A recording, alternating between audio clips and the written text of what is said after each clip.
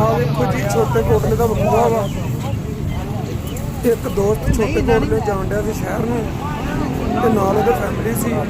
ਉਹਨੂੰ ਪਤਾ ਲੱਗਾ ਕਿ ਮੋਟਰਸਾਈਕਲ 'ਚ ਸੱਪ ਆ।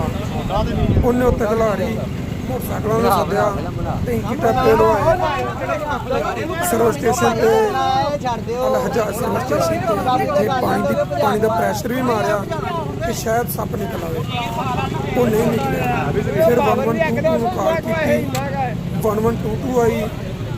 ਉਹਨੇ ਆਣ ਕੇ ਬੜੀ ਮਿਹਨਤ ਕੀਤੀ ਤੇ ਆ ਫਿਰ ਵੇਖੋ ਜੀ ਆ ਸੱਪ ਜਿਹੜਾ ਵਾ ਕਿੱਡਾ ਲੰਮਾ ਸੱਪ ਆ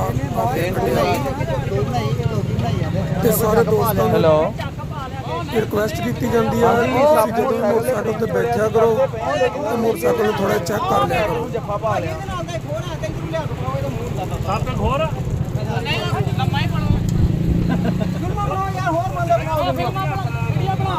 ਬਣਾਓ ਯਾਰ ਭਾਈ ਇੱਧਰ ਲੈ ਆਓ ਯਾਰ ਇਧਰੋਂ ਕਿਸੇ ਯਾਰ ਇਹਨੇ ਗਾਂ ਨੂੰ ਹੀ ਆਉਣਾ ਨਹੀਂ ਦੌੜਨਾ ਆਇਓ ਭਾਈ ਪਰੇ ਹੋ ਜਾਓ ਇੱਥੋਂ ਅਚਾਨਕ ਅਸੀਂ ਛੱਡ ਦੇਣਾ ਵਾ ਤੇ ਫਿਰ ਦੌੜ ਆਪਣੀ ਕੈਸਾ